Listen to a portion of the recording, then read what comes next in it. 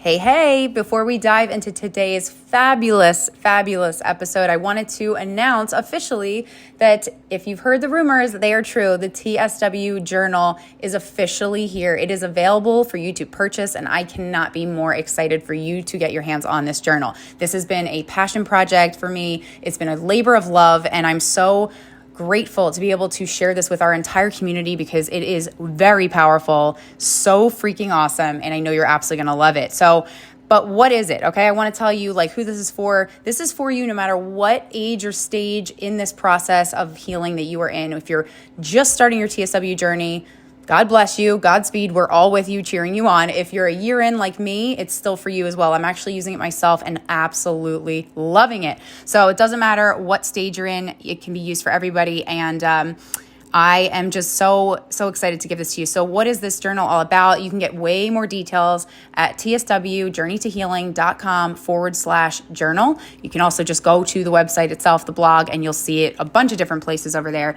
But this, has been comprised of not only my own treatments, therapies, research that I've spent thousands of dollars and countless hours on, but it's also comprised of you guys, the community, all this community sourced information and resources. It's all in one spot. And this is going to be an amazing thing for you to document your journey, to track what is working and what's not working, and something that you're going to be able to look back on. It's also something that is going to pay it forward because a portion of the purchases is going to be going towards donations that will fund future research and spreading even more awareness. So it's a win-win all around. It's a 90-day journal. I know you're going to absolutely love it. So please be sure to go check it out. tswjourneytohealing.com/journal. Okay, let's dive into today's episode. You've been seeking answers from every dermatologist, doctor, and all over the internet wondering what on earth this unbearable skin issue is. You know something's up, and you've been suffering and silenced for far too long.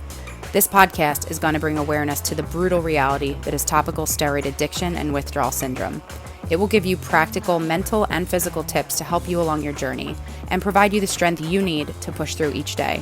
You'll hear from real people battling this illness, as well as experts in the field, and I'm also going to share with you what's happening as I battle and conquer TSW. You are not alone, you're not crazy, and you will heal. If there's one thing I know, it's that anyone going through this hell is a warrior. My name is Jennifer Powers, and I welcome you to TSW Journey to Healing.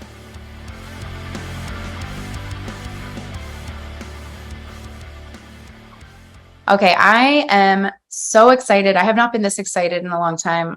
I feel a little starstruck, if I'm being honest. You are so inspiring. For anyone that is not watching this episode on YouTube, if you're listening on this podcast, I'm so excited and honored to announce Briana. Is it Banos? It's Banos, right? Banos. Briana is the creator of Preventable, the documentary that was released. I recently just watched this only in July, so just a couple months ago, but it's came out in when, 2018? 19. So 2019. Okay. So if you have not watched this documentary, you wait till this episode is over. And the next thing you're going to do is you're going to go and you're going to watch it and you're going to look in the show notes. I will link it all for you and you're going to be blown away. And this is before I want to introduce you and I want to ask some questions. I just want to tell you, I don't remember if someone shared it with me or if in my, YouTube, wandering around and searching for things, if I came across, I can't remember. If you're listening to this and you're the one that shared it with me, forgive me. I just get so many great interactions with this community, but I watched this documentary and I started to watch it. I realized how long it was and I remember where I was. So I watched the first 10 minutes and I was hooked. And then I was I just clicked another part. And then I stopped myself and I thought, no, you know what? I was looking for something. I'm very close to my mom and dad. I was looking for something to really give them to experience with them that was, really thorough and gave a bunch of different accounts of people from all different stages and ages, what they were going through. And I just, I spent my whole summer at our family beach house.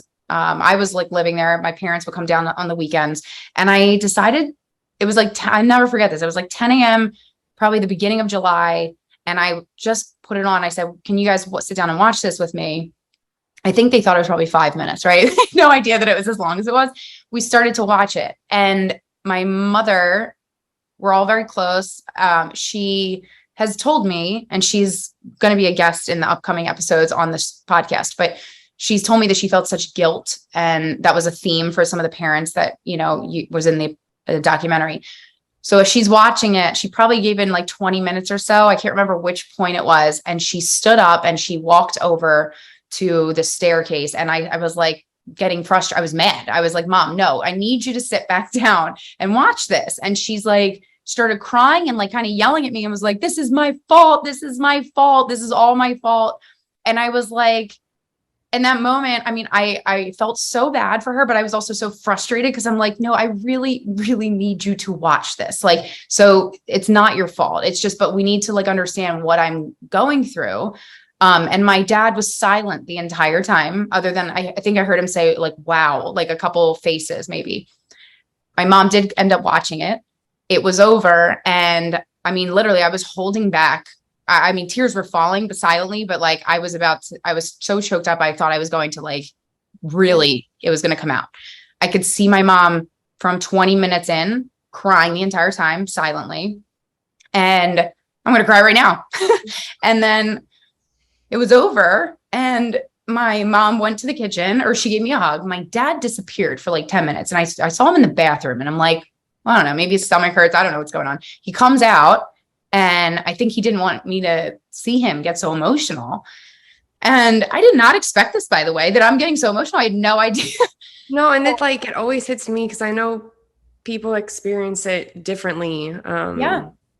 I mean, I will never forget this. Like, he came out of the bathroom, we're in the kitchen, and he just stood in front of me and he hugged me. And we're very like, we hug and kiss hello real quickly, but it's not like this deep, long embrace kind of thing. And he's holding me and he's like kind of petting the back of my head. And he's like, I'm so sorry. I love you. Like it was just that, but it was that moment of like, wow, like he fully gets it now. And I think, as much as they can for not having it and not going through it. And it was exactly what the tool that I needed to give to not my whole family, but my immediate family, my parents, so that, and my son was only 11 and he was kind of in and out of the room, which was kind of, I didn't know if that was a good thing or not, but we can't hide this from our kids if we have kids. So like, you look so young, by the way. I'd never think you'd have an 11-year-old. Oh, thank you. Okay. Literally that just like made my day, because I always was told I look young until this happened. And then you know how it goes. Like you feel. So thank you for that. But that was my experience with your incredible work that you did. It is such a huge gift, and I'm speaking for everybody. I don't know if you definitely don't get praised and thanked enough, because it takes brave people like you to go out there and do something which takes a ton of chunk of their life and their time out. And we're going to talk about that. But like, I wanted to start this by telling you, like, that meant so much to me and my family, and I'm sharing it and screaming it from the rooftops to everybody to watch this. So I cannot thank you enough for making it. And thank you. Like, hearing stories like that I always think back and think like that was worthwhile of my time to have done that. And it is nice to receive messages and things, because some days you're just like, what am I doing for the community? Like, am I doing enough? And it's just like reminders like that. Like, I'm so glad that you and your family could watch it together and it be that moving. So it was incredible. Thank you so much. Okay. Now that I got my act together, I didn't lose it completely. I would love for you to, for those that don't know you, just give a little bit like backstory about like who you are, where you're from in your life. And if you have watched Preventable, like, all right, I'm going to stop. I have questions from that. So you go and tell your backstory and I'll zip it. I've tried compressing my backstory. It's just basically, I've grown up in South Florida. I'm 33, about to turn 34 at the end of October. And I was a dancer. I was very active. I had normal eczema, which is like behind my knees, in the creases of my elbow. I had some on my neck. And of course, you think that's such a big thing back then. And it wasn't until I started working for a cruise line company when I was 22, turning 23. I moved to live on board and my skin just went crazy. And looking back, it was probably just infections that I had from a lot of the sweat, from the costumes and everything. But I ended up going to a dermatologist. And mind you, I did have some steroid use when I was younger, but it was so minimal. And even my mother doesn't quite remember how much I used because it was not a huge thing that I had used. And in high school, I used like over the counter, college, like over the counter. But at 23, head to toe, I looked crazy. A dermatologist like threw the kitchen sink at me. I was on an antibiotic, a topical steroid, protopic, an antifungal. I had 2 different antihistamines, and there was something else. It was just, I was on everything for a really long time. And I did bouts of it for about 3 years. There was 3 cycles of it. The last one being the longest before my wedding. And it was like 6 months. So can you imagine 6 months of like antibiotics and stuff in your system? So after my wedding in 2014, it was kind of discussed with my family and stuff like, oh, why don't you just go off of these drugs? Because my skin kept getting worse and worse. Like maybe your body just needs a break. And sure enough, after I stopped it all, including the topical steroids, my body went crazy. And it took like 2 months, maybe even 3 months to like figure out what was going on. Trying to look online, figure out, do I have an allergy? I'm going to an allergist, trying to figure that out. They're giving me a steroid pack, like prednisone. So now I'm taking tablets, and it ended up just being good old fashioned topical steroid withdrawal. So January 25th of 2015 was the last time that I used a steroid. And I've been on this journey ever since. Well, I have to say, I mean, I'm from watching the documentary, I've seen all like those stages that you were going in. You look so stunning. You must feel so, I mean, how do you feel right now? Like I'm looking at you, you look gorgeous. Your hair is beautiful. Like everything is, your skin's glowing. I mean, it looks beautiful. I mean, I'm in a flare. Like I have redness around my mouth and everything. And actually I haven't made this public. This just happened today. So you are the first like public thing to know. I mean, it might be made public before the podcast goes out, but in theory, like you are the first one to know. I actually started Dupixent today. Wow. Okay. It wasn't something I ever thought of doing. But last year in March, I had 2 really big operations on my leg. Mm-hmm. And it really threw my body off, and I have not been able to get it back. And so I am currently going to be working with Jennifer Fugo, who's a clinical nutritionist, and being on Dupixent to try and balance stuff out, because the past year I was trying to do some holistic stuff and my body was not processing it. So I'm giving it a go. One of my biggest things, I'm 7 years in, I'm trying to get back into a rhythm, and it's really hard when you keep getting hit with flares. So yeah. Wow. As happy as I am for sharing that.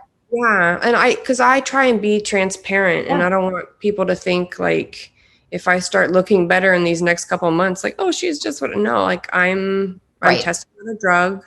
Today was my first day, so we'll see how it goes. I don't plan on being on it for it long. I'm just trying to regain some balance in my life if I can. I respect that. And I think it's brave. Look, I think, doesn't have to be TSW. It's whatever you do in life. You're going to get equal amounts of lovers and haters, critics. I respect that you're being honest about that. I come from the mindset and mind frame. And it's probably some PTSD around all the medications that got us here, that I have to constantly like check myself and remember that like not all medicine will do such horrible damage. Some medicine is needed. Some medicines are great and good and okay. And I feel you on that. I'm transparent as well. Like, I didn't know, there's episodes of this show where I say, screw it, I'm going to eat whatever I want. I don't believe this is diet or gut related, even though I've had incredibly intelligent guests on here that are nutritionists and just experts that I'm not an expert in that. And yet here I am now trying this carnivore diet because I'm like, well, maybe it's worth a shot. I don't know. But either way, whether you're trying a diet or you're trying a medication or whatever, it is so important. The reason we got here is because there was a lot of things that were not told to us, right? So being an open book with anyone that's like a listener or a friend or someone going through this, I think it's just like, it's the only way. You have to be like that. So I think a lot of it too is, I think, mental health related. I know for me, I needed to do this for myself. It's not something I would push on anyone else. You're trying the carnivore diet because that's something that you want to try. yeah. I think people in different stages, it's just sometimes you feel like you're hitting a wall, and there are some people that just heal with time, and that's wonderful. But sometimes sitting back and doing nothing can make you feel like lost, like you're drowning. So I know for me this past year, I felt like I was trying to do stuff and my body just wasn't receiving it. And even though this past summer, like I had a wonderful time away in the UK, I ended up flaring again and I actually got eczema herpeticum. So I had to get a cyclovir and everything over there. And I was just like, enough. Yeah. So I came back over here and I was like, I'm going to give it a try. I've said for years, I'm not going to do it. I'm not going to do it. I'm going to wait. I'm going to wait it out. I'm like, I can't wait anymore. Are you at all afraid of just like, I mean, there's those protopic withdrawal groups. There's obviously TSW. I'm sure there's probably some for that. I'm guessing, right? Dupixent has its side effects and some people get affected with it worse than others. I've heard so many different stories of people that I know who have been on it and people that I've seen in a Dupixent group.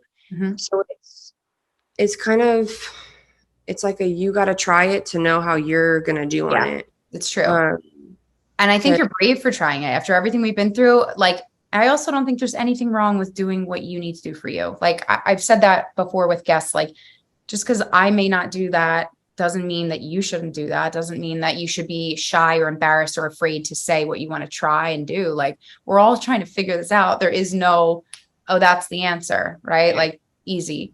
So I think it's good that you got to a point and you're like, this is my decision. I'm making it. I'm doing it. Because some people, like you said, the mental health piece is so enormous here that like, if somebody's waiting year after year after year and struggling that much, it comes down to like, is this actually even worth, is it worth it? Because it's probably damaging my mental state more than it is anything else. And I know like financially too, it's hard. I mean, I quit my job at the end of June or beginning of June. I was teaching and it was just so stressful and it wasn't helping my health either. And at one point, I could look back and been like, well, should I have done Dupixent 2 years ago and maybe could have helped me and I could have been steadier at my job and not as worried or anxious. And so it's just things like that where you just have to think about where you're at and what you feel comfortable doing. And it doesn't matter what anyone else thinks. Yeah. Because that's their journey. So I know, I mean, I may get flack for it. I don't know. But at the end of the day, I'm not at anyone else's, call. It's my call. So you have to advocate for yourself. Always. So going off of that, then like this whole journey, a health journey like this, especially one that strips you down in your confidence, like the way that this does, like nothing else I don't think can do. What gave you the courage or the idea or just the strength to go out and document all of this? Like, I want to know, what was it, I guess, that was like, you know what, I want to create this documentary. I need to, I feel like I have to do it. Like, what was that thing for you that pushed you to do that? I mean, it was within the first year, I was making YouTube videos and everything, because by month 3, like a bunch of my hair was falling out. I had been taking pictures of myself. I'm a very curious person, and I guess I just wanted to document because I knew down the road when I was better, I wanted to be able to show it. But you didn't care that, like, you were, I'm going to do it on YouTube without even worrying, like, I don't care what people are going to think or say. At that point, the first video I ever put on YouTube was me shaving my head. Because I felt at that point I was so depressed, like, and I didn't even realize I was depressed until I went off and did a 2-week job that I probably shouldn't have done. But I was allowed to be around performers again, and it just like showed me that I was sitting on the couch day after day, not living. Like, I wasn't doing anything for myself. So part of me creating videos and advocating was not only trying to help other people feel better, like I try to make my videos goofy and everything, but it was also to make me feel better. I didn't want to sit and think I had no purpose of getting out of bed in the morning. Because I think that's vital in anyone's life, regardless if they're sick or not. Like, what is your purpose of getting out of bed? Because if you don't have one, it's like, I think that's where depression and stuff comes in. So it was by the end of that first year, I was kind of working alongside ITSAN and everything. Like, I was always keeping in touch, trying to figure out what was next, steps forward. And I remember we were on a call, and it was with some other doctors too. And it came up like we're always a one-off. Like, you go into an office and a doctor looks at you and you're like, oh, but it doesn't exist. Like, you're just like one hard patient. And I remember just thinking, like, what if there was a way to bring everyone's stories together? And at that point, I wasn't working. I didn't have anything to do that I really felt was helping. And of course, it was a crazy idea because I was still ill, like more than I am right now. And I wanted to do it, and I felt compelled. And even though I don't have a background in film or anything, I knew how to mildly edit videos, like fun things that I used to do, like in college and when I worked for the cruise line. And I put together stuff. I created an LLC, and I kind of felt that the community knew who I was enough to maybe want to donate to me. And I went for it. And I knew with that first donation, that was it. If I got a donation, I was in. There was no way I could back out. That was my accountability. And that I opened it up. It was October 1st. I created a website and everything. I was doing. Oh, really? Yeah. There you go. So I was doing biographies and things. And mind you, I was also, my marriage like completely fell apart that month. And I just remember you told you told your husband, like, this is what I want to do. And he gave you your support to do that, or like what was happening? It was around June when I decided I wanted to do this. I mean, even then things were a bit rocky with us, but he was still like supportive and everything. But by October, we were apart from each other. He was working on a tour, and things kind of fell apart.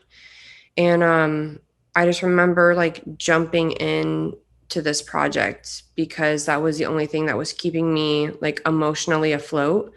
And honestly, I think that's one of the only ways I got through this, because it was so much work. It was so much work by myself doing it. I think because I had these like blinders on to just muster through to deal with everything else that I was personally dealing with. Honestly, I think that was the only way I really got all the donations, all the fundraising, you did this all yourself completely. Like, you didn't have an editing team. You didn't have like nothing. No. Wow. No. I am even more floored and impressed by you then. That is wild.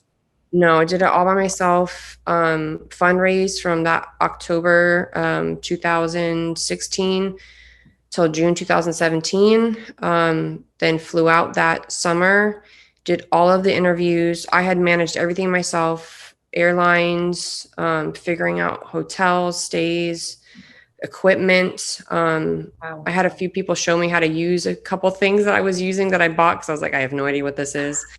And then I got back, and that August to December, of 2017, I transcribed everything. It took me hours. Well, a 1 hour interview took me 4 hours to transcribe, and I had like over 24 hours of interview footage. Oh my God. So I was just nonstop. I would come home after working as a sub and just do that. And then I gave myself from January to June of 2018, like time off, because it was becoming a little too much. And then I went back into the editing in 2018 and was like by myself, had no social life, just editing, trying to figure out all that stuff. My computer took a crap at one point.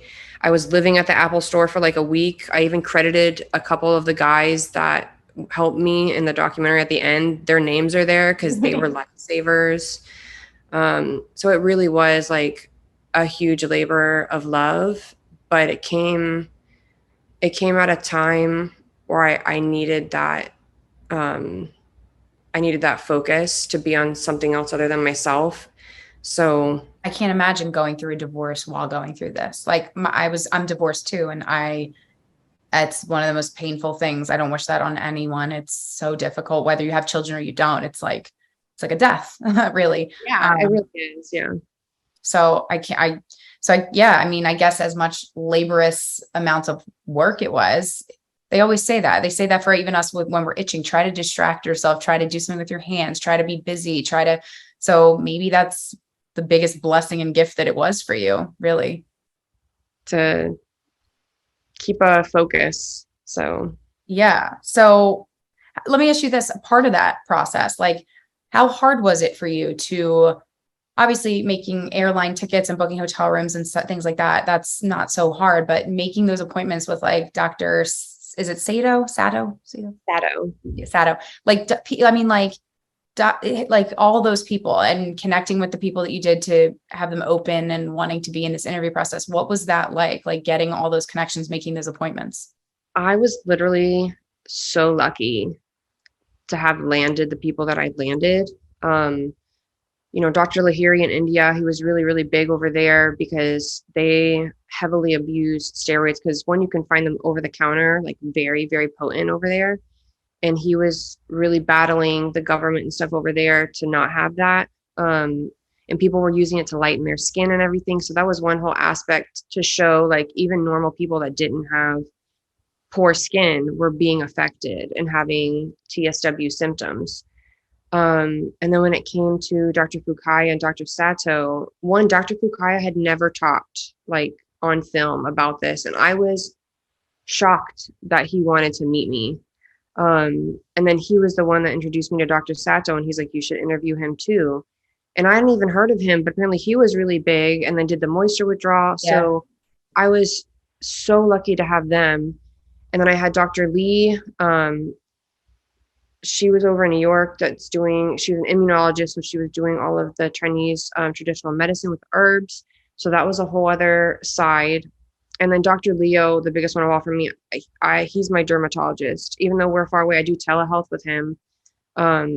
He by far was the most incredible one to meet. And I was actually so nervous meeting him, thinking that he wasn't going to be kind, or he was going to, tell me steroids should be used and stuff like that. So I went in with a lot of trepidation, and he was honestly the best interview. Like, wow. So kind, so nice, so generous with his time. That's a huge deal. Just like when a doctor or professional lets you really feel seen and heard, it's sad to say that that's like so far and few to come between, but that's just the way it is when you're just a number in the day of the life of their job. But when it comes to health, I mean, people are people. So being treated like a respected human that they actually care about. Like he goes above and beyond, honestly. And anytime anyone slights him or I see something, like it's almost triggering to me. Like I jump on it. Like, do not. Like you have his back. I love that. I defend him till the end, because he even after hours, he'll be there for his patients. He's always reading up, always doing stuff for TSW. I really cannot thank him enough for what he has done for our community. That's amazing. That is so amazing. I'm gonna have to look more into him for sure. Um, what, so the process itself, like, I mean, I can imagine it's got to be exhausting, right? You're getting on planes, you're going to different countries, so the time change is happening, and you're just adjusting to that on top of the craziness of TSW, which I don't know, maybe it was helpful. I definitely went through insomnia. I'm still on and off battling it sometimes. But what was that like on your like body and your condition while you were doing all of this? Oh, by the end of it, by day 56, my body was done with me. I even got a stomach bug near the end, which was not fun. But my skin definitely got worse and worse, especially like when I hit Japan, I had like a mental breakdown in the hotel room. Yeah. I think I went like 31 hours without sleep or something at that. It was really bad. Um, it was just the way it was scheduled and everything. I mean, I did it to myself, thinking, oh, I'll be fine. But it was really hard on my body. There were days I was struggling. But I guess because in the back of my mind, I was like, I have to do this. I have to do this. I have to do this. I kept going. As opposed to like one of those days, if I had it now, I'd be like, nope, just gonna stay in bed probably. But I remember like my arms getting the full red sleeves again by the end. But yeah, I just like mustered through and kept pushing. And then I would tell myself I'll get to sleep in for a couple days when I'm done. Yeah. So that was really like the only thing, but it was brutal on my body, especially all the flights, all the time changes, having to be the hands, the mouth, the ears, the mind behind everything. I even at one point in Japan, because I was overheated, I was tired. I was recording a really moving interview with one of the patients that was at Dr. Sacto's clinic, and I didn't press record. No. I was so upset. I remember being so angry with myself. And I knew at that moment I was like, I'm done. Like I was beat. I was so tired. I could feel myself getting annoyed. Yeah. And it was a lot. It really was a lot. It was crazy to have done, but I feel like crazy fits my wheelhouse or something. I don't know. So it all worked. When you announced it that it was available to watch, it was here for the world to watch, what was your responses that you got? Well, my body's response was, let's have hives all over your body. My nerves were everywhere. I will never forget. I just had red spots all over my body. The responses were beautiful. Like, Where did you announce it? Like, where did, like, other than maybe like ITSAN Facebook group, like just social media, like you just social media, like all my like YouTube, because that's where it's at, is on YouTube. I did it on my Instas. I put it on my Facebook. I put it on the website for Preventable. I had people share it. Yeah, I was anywhere I could because it was free and I just wanted to get it out. Yeah. And so the response was crazy. Like I was not prepared. And I remember like being in bed, so grateful and thankful. I'm like crying.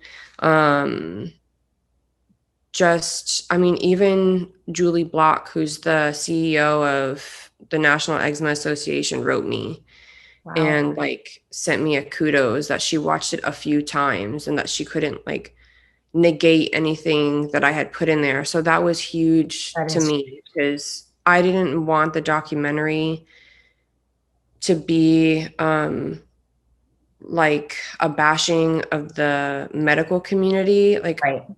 I was really trying to create a balance of that we were really upset, you know, that there are medical doctors and things like that that are not listening to us and that we're being turned away from, but that we want to work with doctors. We want doctors to understand this and to be behind us, because it's scary not having support in the medical community. So I was glad to see that at least that message was brought across, and that it wasn't just for patients to watch. That's huge. I mean, that's a huge accomplishment, and probably very unexpected. You know, I think a lot of the times, anytime somebody on the other side, like, oh, steroids are fine, if they can just acknowledge, like, look, we're not blowing smoke. This is something that really is happening to us. It's real. Like, It's fine. There's nothing else that caused this. So, like, you know, I think something that was created to be super helpful, which can be helpful, very short term, you know, like, is just, it's so frustrating that there's just not enough studies. But something like the work that you've created and that others are going to continue to create, and what I'm trying to do, and just all these people spreading awareness, that's the only way that, I don't know. I hope that, like, by the time like our grandchildren's age, like, I hope that this is eradicated completely. Yeah, this is not existent. That would be lovely. It would be lovely.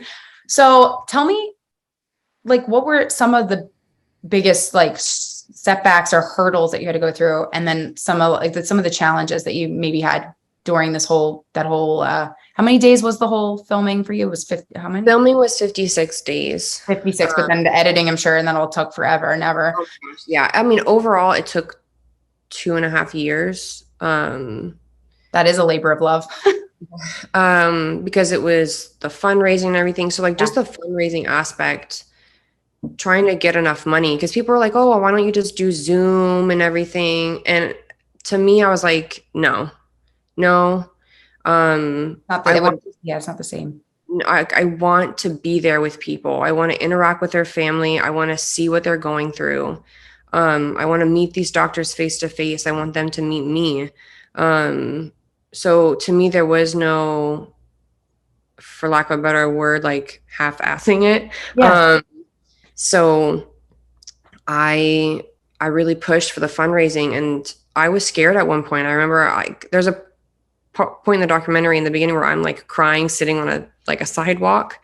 And I remember thinking at that point, I wasn't going to have enough money, and I wasn't going to be able to do this, and I wasn't good enough to do it. I'm so dumb. What am I thinking? How crazy am I to even, like, I'm sick. Like, how am I going to do this? So I know that was a huge hurdle, like, trying to just get the funds, and then actually doing the trip.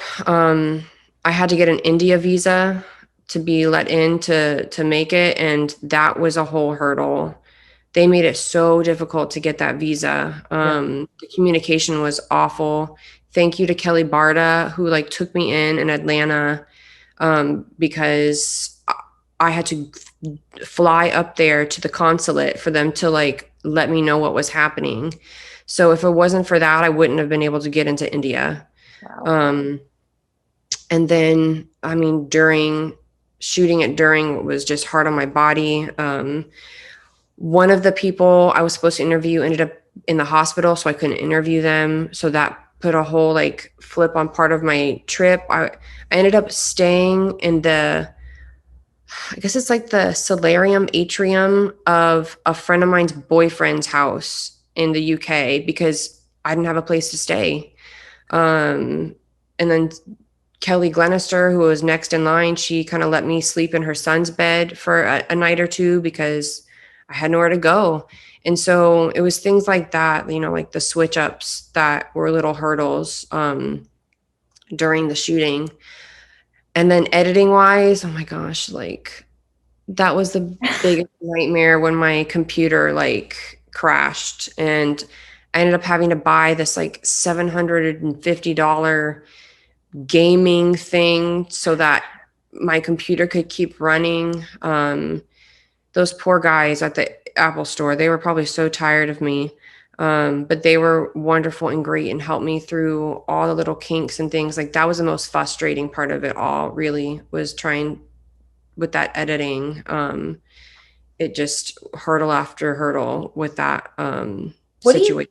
What do you think? So you mentioned, like, sleeping in, like, you know, the one, her son's bed, and then this, and the boyfriend's like loft area. And so when things like that happen, and it's just little old you, right? And you don't have a big camera crew following you around, you're not like a big production team. And when you were telling people, this is what I'm doing, this is why I'm here, like, this is what I'm putting together.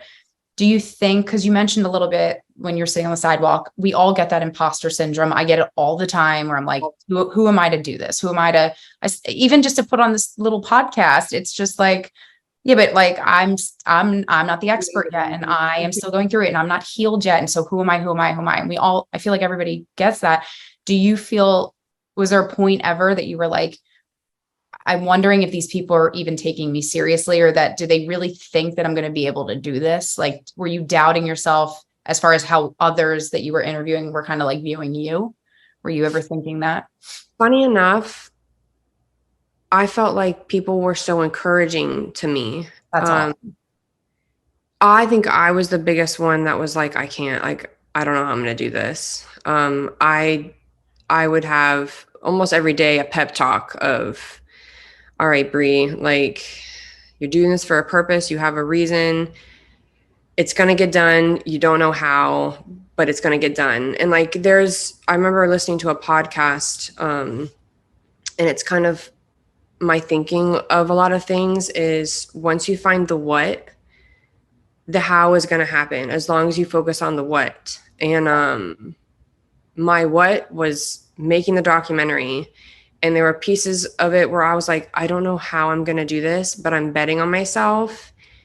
And that was enough for me, that I struggled with the anxiety and the imposter syndrome of not feeling enough. But in the end, I was like, I knew I could do it. And other people were super encouraging of it, encouraging me. So yeah, I felt really, really lucky to have the support that I had. That's really interesting. I think that goes along the lines of like, when you really follow your passion or your purpose, the rest of the noise just kind of goes away, and the doubts and all that stuff. So I think that's a really powerful message, because I can imagine trying to put myself in your shoes, like, oh my gosh, what are they going to think that here I am, I'm putting together this documentary, but I have like, it's just me, like, but I think when you're pushed, it's a calling, like it's a mission that you're on. You're like, no. And like you said, we're in such a desperate community that even those of authority, like doctors, the good ones, right? Because there are good ones, they want to help us, and the people want to tell their story. So I think that was really fortunate, so that you didn't have that on top of all the other issues, right? Like self-doubt to kill it. That would have been a total disaster. Well, I will say real quick, like, yeah, to this day, like, I have doubt. And I think even when you have a passion, there's still always going to be times where you're struggling with, why am I doing this? Mm-hmm. Who am I to do it? But I think it's just learning how to tune that out or tune it down. Because I don't think that'll ever truly go away, even with the greats. Like, I'm sure like someone like Tim Robbins or Tony Robbins, or like Oprah or something, like, yeah, I'm pretty sure they all have their days where sometimes they might have a little self-doubt, but it's just putting it in the closet, and doing it anyway. I'm always saying, like, if not me, then who? Or if not now, then when? And it's just like, if everybody felt that and held back, we'd get nowhere in life. Nobody would be doing anything great. So I think you're absolutely right on that. I have one more question for you. I think I probably could think of 100 more questions for you, because this has been so easy. I love when it's just flowing and like we're vibing, and this is such an amazing episode. I can't wait for people to listen. But I do want to respect your time, of course.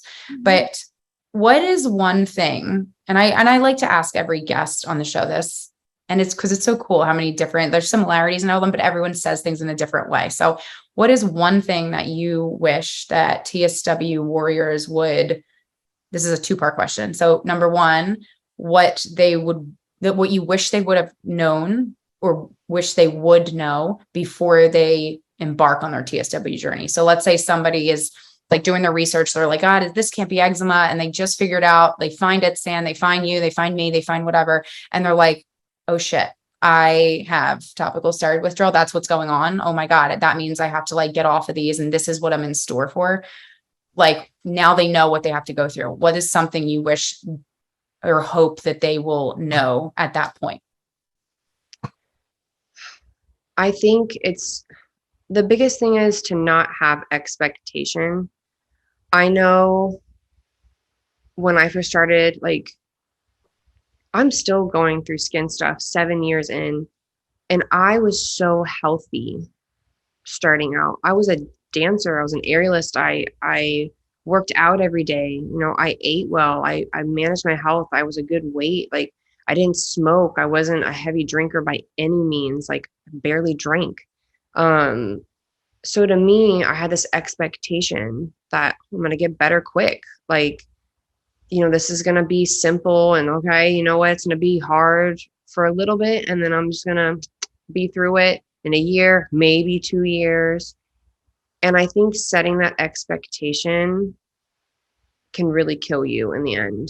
And I think everyone just needs to go into it with a day-by-day processing of it, doing whatever they feel is best for their comfort and everything at that time. I think that's great advice. Because if you keep setting goals of, oh, I'm going to be better this day or that, you know,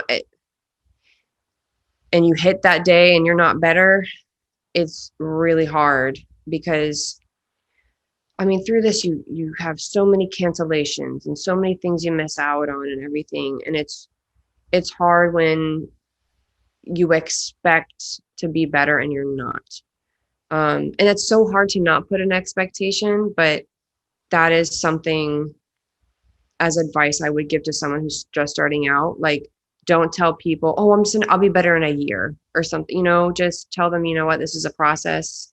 I don't know when I'm going to be better, but I just know I'm going to do whatever I can to get there, you know? I love that. I think that's such realistic, good advice. And it's simple enough, but it's also deep enough that it's like, so it's just really good. It's hard to not do that sometimes, you know, when you're in this support group and you see somebody's healed in 3 months and you're over here month 6, month 9, month whatever. And you're like, what? Like comparing, we all know comparison is the root of all evil or the thief of joy or whatever, but it's so hard when you're in this state of desperation for like, I want to be normal again. I want to feel like me again. I want to do the things I was doing. I want to just feel good. And I want this nightmare to be over. How do you like not, how can you stop yourself sometimes from seeing all those that have healed and you're instantly, I'm so happy for them.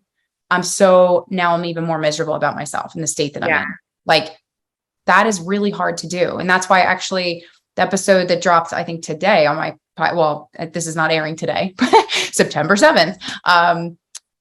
I was reading a lot of the like posts from people, like so many different posts where it was like, I just want my life to end. I can't do this anymore. I am like, it was all the like dark, depressing things. And then on the flip at the second half, I'm like, but then there's these people that are like, I'm not healed yet, but healing happens. And this is amazing. And it was all these more like hopeful things. It's like, I think sometimes like when we're so miserable and we're down in the dumps, you know, the saying, misery loves company. So you kind of gravitate to people that, you know, you're relating to, but that can also be detrimental and scary because then you're going to live in that space and healing, you know, as you said, like the mindset and mental health, that's a huge part of this healing thing. So focusing more on like, let's talk about the stories without and detach the outcome, detach the expectation of like, this timeline has to be my timeline kind of thing. But I think that's incredible advice. I have to take some more of that advice myself because here I am, you know, 9 whatever months into this. And it's like hearing you even say, I'm just going to be honest, because I know there's someone listening to this and I know they're going to think this, all those years for you. And although it is not what it was, it's like, so like, how do you battle that? Like knowing like, wait, I thought by now I would never have maybe another issue again. I know we're saying don't have an expectation of that, but it's like, you know, I mean, how does that make you feel? And how has life been for you? Like you're not no longer married? Have you been like living life as normal? Have you been dating? Have you been like trying to do all the things to be a normal person, or like, what's it been like? Yeah, I mean, it's so, it can feel scary because I'm not fully better. Because then you're like, when it comes to like a job, like I know I was being so stressed out and it was up and down, and trying to be a teacher while you've got like your skin killing you and stuff. And it's all like most of my stuff is like my face and neck and my arms. That's like my main Me spots too. now. And it's, uh, um, I kind like I give the analogy of the 1 pound weight. Like if you were to grab a 1 pound barbell and you hold it out, at first you're like, this is so easy. Like this is simple. But if you were to do that for like an hour, it's not as easy anymore. And Mhm. so I think when you get hit with flare after flare, that's what that feels like. It just feels like heavier and heavier. And God, like I know we're probably harder on ourselves than other people. I mean, just with dating alone, um, I met a really wonderful person in the UK that I had a short stint with. And I mean, I had eczema herpeticum with him. I had some of this, and he just didn't seem to mind. So I think we just have to find the people that we need around us and to forget the rest. Like even that could be hard because some of those people are family and close friends. But when you're going through something like this, it's important to have the right people around you. Yeah. So I just think when it comes to being so long into the withdrawal, and sometimes I almost wonder if I should continue saying I'm withdrawing. Like maybe I need to work on something else in my body. Like maybe it's not the steroids anymore that's doing this. Mhm. But this is all stemmed from topical steroid withdrawal. So anything with it, like your skin or chronic illness, you just have to keep in mind that, who you surround yourself with, your thoughts and everything are going to go into how you heal. So even at 7 years, there are, gosh, like last year was awful. I even saw a therapist. I'll even be transparent there. I saw a therapist for a little while, for about 5 months, because I was just like, I was losing it. Like my leg wasn't healing right. I was having more and more skin issues after the surgery. I had a boyfriend at the time, and I felt like we were growing apart.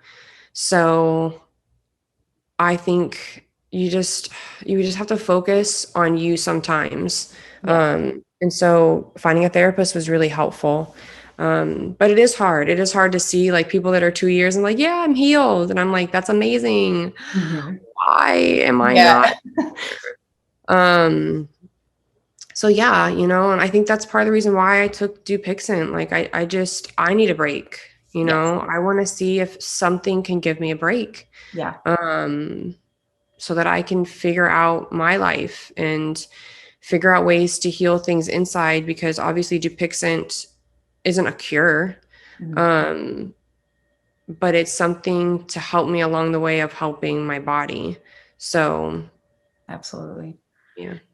Well, my very last question, I know I said that was the one, but I just Yeah. want to know, what's the future hold for you? What's the future hold for preventable? And, you're going to heal, because we know that, but whether that's this year, next year, whenever, what's your plans for the TSW community, or for it maybe, and it's okay, by the way, if you're like, I put my blood, sweat, and tears in that thing and I am spent, I'm done. But I'm just curious what the future has in store for you and for the TSW in your life. I mean, I always hope to advocate. Like, I would still love to be able to help the community in any way. You know, there's a lot of talk about like manifesting your destiny and manifesting your future and everything. And I'm really been working on that this past couple months. And I want to be able to have a job that gives me money to be able to donate to ITSAN and everything, and make sure it keeps running. And, you know, I am working on, like, I want to write, I want to be an author, and I want to share about TSW. And, you know, I do want to help the community, but I also do for myself, because I do find it triggering sometimes, if I'm in the groups too much, or, you know, I've kind of muted that a bit, because it is a lot of suffering, and I want that suffering to end. You know, I have the documentary. I will always try and spread it as awareness, and I'm so glad that people are still finding it, you know, in 2022 as helpful. I have my tea with Bree that I put out last year, these little, like, this little series I did to try and stay sane. And so I do plan on still being a part of the community, once I'm better. But I do also hope to continue on and have a life, have a family, focus on that aspect, as opposed to making this in my, you know, an illness my entire life, an entire purpose. So yeah, I love that answer. I think that's so raw and so honest, because I was going through like a whole like identity, like, what do I want to be when I've run successful businesses. I was working from home even like for the last, I don't even know, almost decade, for myself, which is can be lonely, but also freeing and amazing, all that at the same time. But when you have something like this hit you, I remember thinking, because I have such like a perfectionist, obsessive personality, where I'm like, okay, well, this is happening for me, not to me. I'm going to turn this mess into my message. I'm going to spread the awareness. Yeah. I'm like, I was like, maybe God gave me this as a gift to, like, maybe this is my purpose, but on the same, and maybe it is, but on the same token, I'm a girl like you. Like, I want that family life. I want that, like, I want that normalcy. I want things that remind me that my life isn't all about this. Like, this is a huge part of my story. It always will be, but there's other pieces, you know, you're a multifaceted human being. Like, we're meant to we could do many things great. So, I really love that answer very much. And I completely relate and I agree. And I think that's amazing. And, I meant to do this in the beginning and I didn't. So when I end this right now with you, I'm going to actually play a quick little clip of Preventable. And obviously it's pretty long, so it's going to be a short one, but I want everybody listening to this right now, this is ending, go and watch it. You're going to be amazed. If you want to comment on this episode and ask questions, I can get them over to Bree, or you can contact Bree, but it's just like, we are here for you all the way. And you are so inspiring. And I am just so blessed and so grateful to have had this time with you. So thank you, like, seriously, thank you for this. Thank you, Jennifer. Thank you so much. We'll definitely stay in touch. I hope the healing goes well. I hope the DuPixent journey goes well, and we'll keep each other posted on what's happening. Yes. Awesome. Thank you, Bree. See you. Bye. Thanks for listening. Please remember to subscribe and leave feedback. With your help, we can spread awareness together. So please share the show with anyone you know who may be struggling with a medical condition and using steroids to treat it. And be sure to check out the blog for helpful resources to aid you along your TSW journey at tswjourneytohealing.com.